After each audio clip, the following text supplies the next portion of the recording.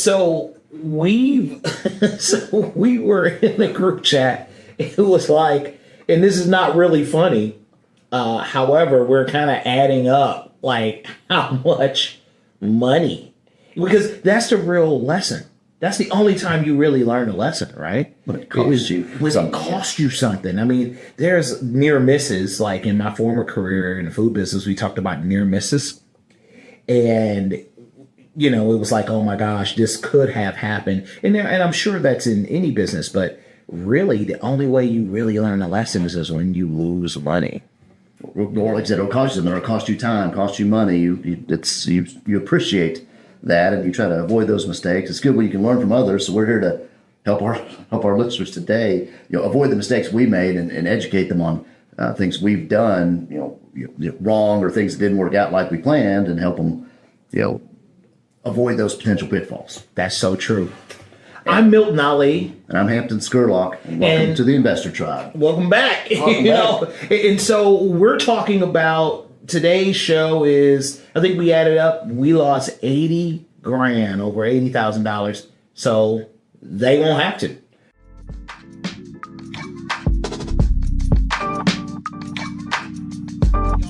It's the vibe, y'all.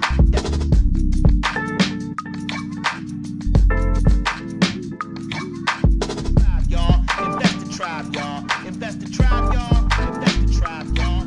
Let's go. Right. And it's not necessarily funny. We've made a lot of money in real estate. We've Right. also made some mistakes. Everybody does. So we're here to talk about that a bit today. And one thing, I guess, to be kind of going along with the joke of the day is, do you know how a penguin builds a house? Ew. I do not know. He glues it together. Boom, boom, tsh. And you probably don't want to glue your house together, so we haven't done that. But there's been issues, dealing with contractors, overpaying for something. What are some things that cost you money you want to share with the tribe? I have had deals that went as bad as that joke. So I think, I'll be more than glad to share. So you know what? When I work with investors, and a lot of what I'm sharing today is a lot of my mistakes. So when I work with investors, though, there's three things that I tend to talk about as a real estate agent. I talk about how there are, you have to purchase the best location or an adequate location. You have to get the adequate condition, the best condition at the right price. And the purchases that goes wrong, we're going to talk about wrong choices, because a lot of what I've learned over the years is I have to take ownership of it. I'm ultimately responsible for everything that went wrong. I can't blame my contractor. I can't blame my real estate agent. I can't blame the guy that sold it to me. I just can't blame everyone else. I have to take responsibility myself. So I've made poor decisions in all three of those areas, where I brought the wrong area, where I didn't buy the right condition, and I didn't pay the right price. Gotcha. Where I've overpaid for a property, and I bought a house that had 17 cats next door. 17. Next door. Have you ever seen 17 cats in one place before? Ever? I can't say that I have. So I've literally bought a house with 17 cats next door. I couldn't sell the house. The house down the street sold for way more money, but I couldn't sell mine because of 17 cats next door, and everyone freaked out. They were like, why are all the cats in the driveway? And everywhere. They were roaming all over the house. If we'd known, or if I'd been in consultant on that deal, I may have had a solution for you, because I bought a property. I guess it's legal. We maybe want to check with PETA on what they think about this, but the location, you're buying a property in the wrong location, is a mistake I've seen people make. And yeah. I've heard, I knew there's certain things that I learned to avoid and was told to avoid. Don't buy next to a pawn shop. Don't buy next to a liquor store. Don't buy next to a gas station where there's a lot of traffic coming and going. Why not? Let's go with pawn shops, because I like pawn shops. I bought an ozone machine from a pawn shop. Yep. Like I bought all the cool stuff from a pawn shop. I know the answer, but just kind of for the kids at home. Kids home. Yeah. So sometimes there's a lot of activity going on there. There could be stolen items. There could be people desperate for money. And that ozone machine that person sold to the pawn shop, if that pawn shop wouldn't buy it, that person with that ozone machine may have needed money. And some people are looking for crimes of opportunity, or they're going to bother. They broke in your house to steal the ozone machine. Or they break in the house next to the pawn shop because they're already at the pawn shop and they couldn't sell it, so they needed money. And they're not necessarily kids, maybe adults could be open, but just somebody that's desperate for money. And if they can't pawn that ozone machine, and I've got a rental house next door, they're either going to knock on the door sometimes and ask my tenant, "Do you want to buy this ozone machine?" Which is going to upset my tenant and it disturb their peace and quiet. They may want to move if it happens all the time. No, that makes sense, and that's the same reason why you don't necessarily purchase next to a liquor store. Right, because you wake up with some people in your yard with an empty bottle and a brown bag in your front lawn, and you got to step over them on your way to work. And how do you know that? How are you so? Have you ever been in the front yard with a? No, but I had some fraternity brothers that had some stories. Yes. But no, just from other investors and other things. That makes sense. We try to avoid buying your railroad tracks. Just the noise and the disturbance, and it's not like in the movies where the whole place is shaking and the plates are falling on the off the wall. Right. But most people want peace and quiet and enjoyment, and sometimes there's people that ride the rails and jump off and loiter or gather or cause problems at near the railroad track. So those are some areas and things I try to avoid. So I've never bought one right by a pawn shop, liquor store, railroad, but you still make mistakes. I bought one at auction that, this is a great deal. It's under $10,000, a newer house. Part of it was brick. I thought I was getting a steal of a deal. Ironically, I use the term steal because I get there and the water heater's stolen, the furnace is stolen. It happens, vacant property. Right. So I go to fix it up, put that stuff in there again, rent it out. And the day the tenant moved out, all that stuff stolen again. And we could see the drag marks where the neighbor had stolen. It wasn't a very good neighborhood, so but I didn't know the neighbor was a thief or that this block was that bad. So this happened twice, that we were out, a couple water heaters, a couple furnaces, and air conditioning units because of the location. I ended up selling the property cheap to another investor, told him what's going on. He goes, I'll take care of that. But some of the things you deal with that you don't foresee. You can't necessarily plan for everything. So some things are gonna, I'd say, get you or cost you, no matter how careful and good you are, so to speak. Yes, and so we talked about poor choices. Another type of poor choice that I've made is that I've overpaid for property, and I really want to talk about some personal ownership when it comes to, because everyone thinks they overpaid for property. No one thinks, oh, I got the best deal ever. It's always, if I win, you have to lose, right? So there is always that tension that I always struggle with. However, what I'm realizing is that I did not go in with the right calculations in the beginning. That napkin math that I had used to purchase those properties years ago just doesn't work today. I needed to go in with a real plan. I overpaid for the property. That is something that that can always go wrong because what did they say? If you fail to plan on failing. And so I've overpaid for property, and that came from another type of dynamic, which was a failure to perform a proper analysis on the property. Did you get an inspection done, or was this before you're doing full inspections, or? Sorry, So you gonna bring? Yeah, I mean, so is that what we're doing today? We're gonna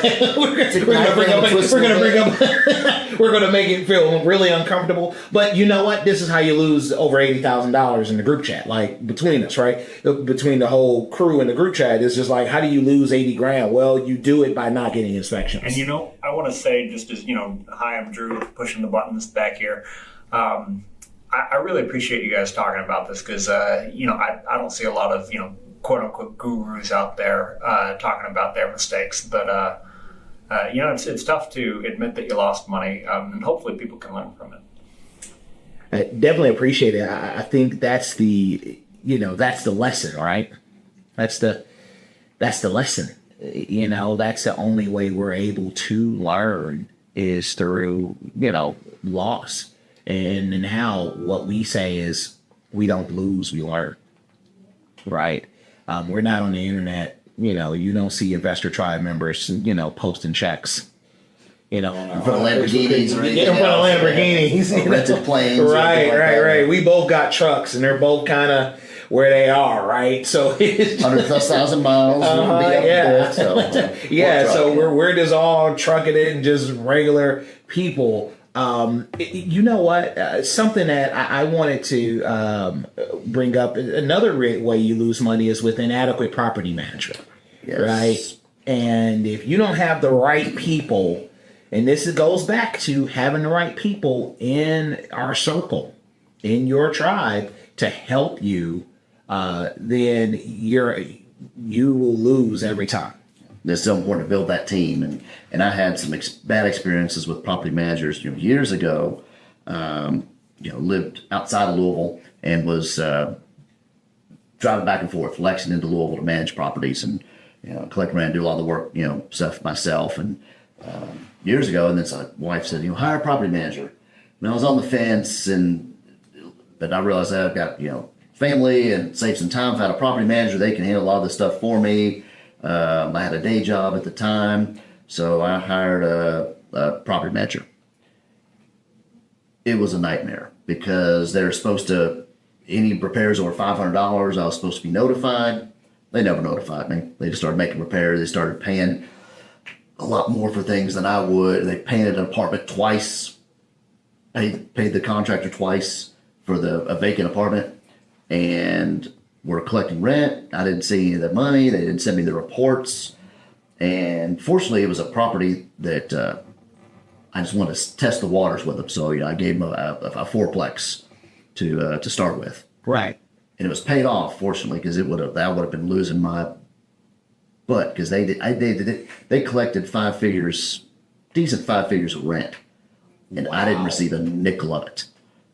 This is somebody that has done a few investors here in town like that, and got kind of a bad reputation. So that was a learning experience. Nobody's going to take. Generally, you hear the term, nobody takes better care of your property than you. Right. Do we need to bring them before the tribal council? We we need to bring them before the tribal council. Like, we're gonna have like a tribal council where we put people in jail. I think she may be, or her company may be. Right. That, man, because that just makes me, Oh, it's frustrating. And then we hired another agent that done some property management not too long after that, and then they just stopped managing property. They just got out of the business. So I'm left. What am I going to do? They didn't tell you. I'm over two. Well, they told me after they started managing the property, then we're just done with it. They had a break in. They lost some paperwork, and it was just time consuming. And then so after managing property more on my own, I was like, I interviewed a couple property managers and thought, I just need to start a management company. So with the team I was with, a couple agents, a couple property managers, we started a property management company that we thought would be transparent, be geared for investors, people with 10 units or more, so we can manage the relationships a lot easier than being torn a million different directions, managing one property for somebody. We try to manage them on a bigger scale. That makes sense. That sounds like today's sponsor. That is today's sponsor. So don't make the mistake, of hiring a bad management company, or if you can't do it well and you can't do it yourself, bring a competent property manager in the fold. So our sponsor today is 502 Property Management. It's 502pm.com. They're great. My disclaimer is I'm part owner in that company. I'm not doing a lot of the day to day because I want them to manage my properties and my parents and family properties. So I trust them with that, and they've done a good job. And I've known the team there for years and years and years. There's a father son or mother son team that's been there for quite a while. I love them. Oh my gosh, I look up to. I look up to Drew and Denise. I mean, goodness gracious. I yes. Good people over there. Love them to death. Yeah, they are great people. But if you have any property management needs in the Indiana, Kentucky region, specifically around Louisville, Kentucky, look up 502pm.com. Tell them Hampton sent you, Milton sent you. They know about Investor Tribe. They're good people to deal with, and we're very proud to have them as a sponsor. They are friends of the tribe. Friends of the tribe. Woo-hoo. They are friends of the tribe. We love friends of the tribe. If you want to be a friend of the tribe, then hit us up, and the link will be in the description. So other mistakes, other things that cost us money. Other things that cost us money. Unexpected repair costs. Has that ever happened? Oh yeah, you fix one thing and something else pops up. Yeah. and sometimes it's I've got a pretty good team, and we're always looking to build the team, and so occasionally we try out new contractors. I've heard some investors talk about it too. We have a story about the contract. Yes, we do have stories about contractors for days. For days. How much time we got left? Yeah, I know. So we met actually at a property. So we owned this one property together, and we said, hey, you wanted to meet. I think I said, hey man, let's go ahead and meet at the property. So we. And I forgot what kind of day it was or whatever, but busy day. It was a busy day. It was a busy day, right? Because I think we kept going back and forth about like, hey, when can you be there? No, I can't be there. Okay, let's be there at 5. Okay, well, let's be there at 4. When can the contractor be there? When can the contractor be there? So we were like, hey, let's try to meet with the contractor, and we're all there. I get there, you pull up in the driveway, and I think I'm on the phone, and then we walk into the house together. Nobody's there. So that's another thing. We're like, okay, nobody's there. So we're like, okay, well, whatever. We'll go ahead and take care of it. We walk into it and we find everything gone. Even the toilet. The toilet. He must have really liked that toilet. He really liked the toilet. It was installed. He took the time to uninstall it. We couldn't find it. The toilet. Like I think we were tripping about the toilet more than anything, But we're kind of ticked off. I mean, because not only they nowhere to be found. The materials are gone. It was trash everywhere, that's unexpected. Yep, he was doing. Contractor was doing decent work and decent work at the time. And he decided to leave town, or he had a truck problem at one point, and then decided that he wanted our materials, more than we did, and couldn't get the job quite finished, and then he just took off. Right. So right. I mean, it's just really, it's just really one of the things that we have to, that I encourage as a way, because I want to share about the mistakes, but what I want to talk about is kind of ways out of these mistakes. And so one of the things that we teach in the Flip Savvy course that we have to engage talent, and how to interview talent, and how to assess talent, how to work through that talent, how to work through contractors, how to interview contractors. And so we've gotten way better with contractors from that time to now. And it wasn't like we're bad with contractors back then. It was just, we've had things that just happen, and I've had good contractors. I had another contractor that literally went to jail right before we were supposed to get done. That was somebody's the painter on yes, the flip. That was the painter on the flip. I remember you telling me about that. Yes, and so literally he went to jail right before we were supposed to. Right before I think he was a week and a half from being done. And there was no work release. Called. Yes, and somebody answered the phone and said, "Yeah, he's in jail." And I'm like, "He's in jail?" And so.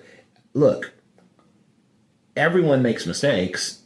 However, when you know that you're making a living, you can't be irresponsible. You can't be Affects- irresponsible. It affects a lot of people. It affects a lot of people, and it affects everybody. It affects his crews. It affects everybody, and so another way that and this all goes back to some of them are poor choices on the people that are surrounding us. But what my coach likes to say is, where is your DNA in all of this? So if you were to say, hey, here's what's going on, and why did this project go awry? And you're having a conversation, you're basically, and I'm saying, well, hey, Hampton was supposed to do this, and and Drew's supposed to do this, and John's supposed to do this, and Joe's supposed to take care of that, and Bobby is supposed to take care of this. And, and he says to me, hey, so where's your DNA? Where's your DNA? And like, what did you touch? And to just spell it out. You set expectations. Did you Write it set down. expectations? Did you inspect what you expect? Right? If you don't inspect what you expect, then it's hard for you to hold to that. They say we rise to our goals and we fall to the level of our standards. Did you even set standards? And so I've made that as a miss a lot of times, where I have fundamentally failed to set standards for my projects. And one of the things that I've also have done is that I didn't realize it was a shift in the market at the time. So we helped the client, and that's another reason that we didn't help that there are shifts in the market that occur that you have to constantly. What is that when you do this and you put your Test the wind. where you see which way the wind is blowing? I've got that here. Yeah, well, I make money on this deal. Should I put in granite countertops in this rental house? Okay, yeah. Okay, well. Don't count on it. So I'm not going to put So I'm not you're gonna not put going granite countertops in that rental house. Got my magic 8-ball there. How many deals have you worked through with the 8-ball? A couple. You may be wondering why it's blue and not black. Is the blue one was on sale. So I'm frugal. So we got one of those pennies. So you save money on the 8-ball, and clearly we're going to save money on putting granite countertops in the house that we want for a certain price in a certain area of town, right? So yep. So I was on the fence about this. I'm going to go trust the wisdom of the magic 8-ball today. The magic 8-ball. So so you have another one. I'll get you one. Actually, don't get me one, because that's not the way we're supposed to be making decisions.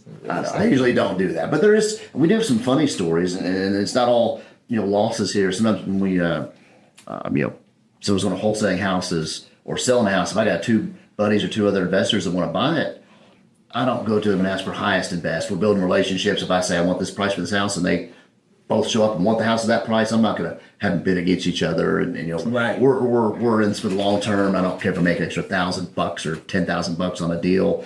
So we'll just flip a coin. So sometimes with me the deal does depend on the flip of a coin. So that I'm still getting my price. The buyers, if they're buying the house, they're happy. They both want it. And that's only the fair way to do it. If there's more than two, we've had to pick numbers. We've done rock, scissors, paper. But usually it's just a flip of the coin. You ever won a deal by flipping a coin? Oh yeah, and sometimes I'll negotiate that way. I quote unquote lost $500 recently because we were $500 apart on a price, and I said to the person, I said, I want it. Let's say it's $100,000. I said I'll pay $100,000, and they're stuck on $101,000.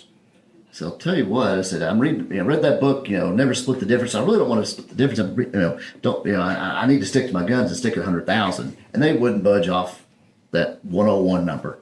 And, it's one, going back to, you don't want to overpay for a property. But in the scheme of things, I was going to hold it as a rental. And that's just less than a month's rent. So time heals a lot of mistakes you make in real estate. And so, that's true, yeah. So, but just to be, so we remove the confrontation of, hey, are you a gambler man? Oh, yeah, I'm a gambler. So tell you what, heads, you win. We'll give you the 101. Tails, I win. We'll do the 100,000. So we flipped the coin, and the buyer won that one. He's like, I'm fine on 101,000, but it did. it just made it smooth. We had fun. We laughed about it. And then I gave him, it was a silver dollar. I have a few silver dollars. Sometimes I keep with me. We flip the coins. And then I yeah. give the loser. Yeah. So they get something. I give them the silver dollar. So they look at them and they kind of laugh. They got, at least they got something. You know, they may have lost out on the flip deal, but you know, they get the silver dollar. And one of my investor buddies, he lost 3 coin flips in a row. So he wanted 3 of my properties in a row, and he kept losing coin flips to other investors. And he's like, "Let me check that thing out." I was like, "I'm giving you the coin every time." But on the third one, he lost it, and he looked at the other investors and said, "I'll give you $10,000 if you sell me this deal."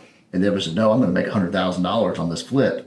I was just tied up at the time. I couldn't. I had too many projects going, and so yeah, he really wanted that deal. So I probably priced it too low, gave him a real good deal, and both of these guys were willing to pay at least $10,000 more than what I sold it for. But the guy was buying it, he probably did end up making over $100,000 because it needed a lot of work, and it had appliances that may have been from World War II, and everything in this house was old. So they had the refrigerator that that can survive a nuclear blast. Yeah, I think it was a block of ice. Like a block of... And just in the back, they tell the guy comes once a week to deliver it. Right. You know what? Those refrigerators back in the day will last you forever. Yeah, well, water heaters. Those appliances will last you forever back in the day, yeah. 40-some years old. The dishwasher was, I think, 1950. It may be like the original models, antique as can be.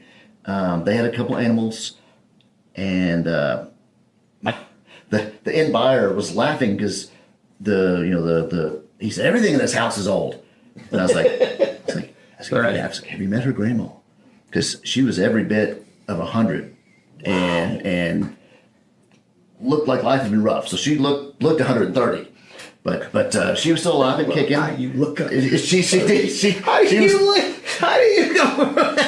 So there's a clear difference between 100 and 130. There is. You know the crypt keeper and the Tales of the Crypt looked kind of like his sister, but she was still alive, and there wasn't a puppet. It wasn't animatronics going on. But the seller was like 60, and she had a rough life, so she looked 80, and then she goes, "Let me talk to my mom," and the mom was 80, but she looked 100, and she goes, "Let me talk to Grandma." I was like, "Grandma's still here," and Grandma was 100, looked 130, 120. So, but everything in this house lasted. Just some of it didn't work anymore. The people, yeah, The people and the appliances. Gotcha. They were still there. Gotcha. But we were able to help them out from a bad situation. They needed to get out of the house. They just a lot of stuff here just didn't work. They couldn't maintain anymore. It's 2 stories. Between them, they were 843 years old, and they were doing steps and living upstairs. Right. And, they were, but so we helped them, be able to afford some of the smaller 1-story. But so that was a roundabout way when we talk about you were talking about the flip of the coin or some mistakes. Sometimes you spend a little more on things. Sometimes you're not sure. You find those unplanned for expenses. If you fix one thing, you got to fix a couple more. But you do have to watch your contractors, like you said, inspect what you expect, and if you don't inspect it or double check the work, until you built that team up, it still happens with your cultivating relationships and setting those expectations. Somebody tries to pull one over on you, or raise the price or do less work than you expected or that you contracted for, and or end up with some of your materials or tools. You gotta keep track of these things, or else it's going to cost you, because you got to watch the bottom line. You got to watch what's coming in, what's going out. And get pictures or go make sure they're doing what they say they're doing, before you pay them. Because once they've been paid or they say the work's done and they got the check, if they haven't finished it or they owe you some back or it's not done, they may or may not come back and make it right and in a timely manner. And I had that happen to me today with a new contractor that we've got a written contract. Oh, that was the call. That was that was the call. Call and text that was earlier. the call, yeah. And he's asking for more money. He hasn't completed the work yet. He texted me on a Sunday night, 11 o'clock at night, wanting me to send him money. I was like, I need to see the work. Is the shed down? Is the garage down? All 3, I need pictures. Or I'm coming over there. Oh yeah, it's like we talked about. You wouldn't answer my questions. I know something's up. No pictures, no. And that late at night, messaged me a couple times a day. Well, can I get that money today? Is the shed now? Is the dumpster filled? Is it, it's just demo and tree work. It's not a huge issue. And it's a newer contractor, and we spelled it all out. Wrote it under contract. He signed it. He's got a little money to get started and get the dumpster, get this going, and he's wanting the final money, and it's not done. The main thing I wanted done is not done at all. And he's like, well, I told you I thought I could. I was like, you signed a contract saying you could. I wouldn't have paid you. I would have gotten somebody else if you couldn't do this. So there's a lot because because we're gonna, our one of our podcasts is going to just be on contractors. We're going to talk about contractors for an entire podcast. One of the other reasons here, and one of the last reasons, is that there is a lot of there's been ineffective choices and bad choices in the marketing of the property. There's times where I've made, and I'll just stick to me because I really think that a lot of people can learn from our mistakes. A lot of people can learn from the mistakes that that we've made, and there's been ineffective marketing of properties at times. How is it ineffective? Well, it's ineffective when you don't necessarily position the property, and we're talking about a flip, to position the property to sell.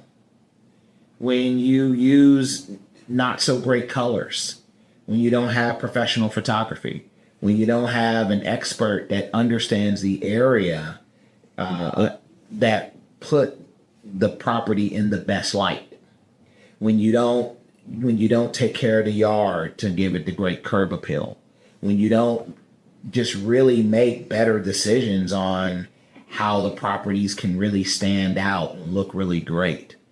When you don't take care of everything if you don't take care of the internals, especially things that are important to the functioning of the property, when there's just an ineffective way to market the property. If no one can turn on a light or flush a toilet, if you're looking to tour a house, people are going to jet out of there in a second. I had a client, a coaching client that said, "Hey, I need you to help me," and literally had a renovated house. Something happened where someone took a shot in the house. A bullet went through the trim work of a door and out the window. They put black tape over the part where the bullet went through the window, showing the house and wondering why no one wanted to purchase it. So I said, we're going to put on a realtor hat for about 5 minutes here. And we're going to, and I always ask people for permission to coach, like, hey, do you mind if I coach you for a second? And I just said, look, we need to address the elephant in the room. The bullet hole in the room. Bullet hole in the room, right? That's probably more dangerous than an elephant. So yeah, yeah. How many people are killed by elephants a year? I have no idea, but so it was visible. You're talking about visible, like not only visible in the damage in the trim work in the door, but damage with the window, and was wondering, why can't just somebody get over it and just deal with it? And I was like, well, so we had to have that conversation, right? We had to have that conversation. That's setting up the property to put it in its best, with the best foot forward. Okay. Just setting everything up for the best foot forward. And so we lost a lot of money so that they don't have to. And one of the things that we want to do is encourage, what have you guys, lost what have you guys lost in mistakes that you've made? Leave them in the comments. We'll be checking the comments, and it is absolutely a lot to learn in this real estate space. We're not going to pretend like we have all the answers, and we're not going to both say, hey, we got these $1 million checks, we did all this cool stuff, and yet at the same time not admit our mistakes. Because that's how we grow as a tribe. That's the way we grow as a tribe, is by being able to admit some of the mistakes and learn from. Because if I can learn from your mistakes, then I'm better. And you can learn from mine, and you can say, man, you know what, man, I know Milton did that a year ago. I need to avoid that completely. Yeah, that cost him money. And It cost him, yeah. I mean, so yeah, he cost him $10,000. It doesn't have to cost me $10,000. And so I think this is a really good conversation to have, especially with the members of the tribe and beyond. And so let's go ahead and thanks, man, for sharing today. I think this is pretty cool. yeah, glad to do it. Hope to see you guys on the upcoming podcast. Yeah, of course. Thanks for hanging out with us at the Investor Tribe. Yeah, so we drop these every Wednesday. So if you tune in next Wednesday for the Investor Tribe. And I'm Milton Ali. And I'm Hampton Scurlock. And we see you on the flip side with the Investor Tribe podcast. The Investor Tribe podcast is a production of the Investor Tribe. To learn more, visit invtribe.com.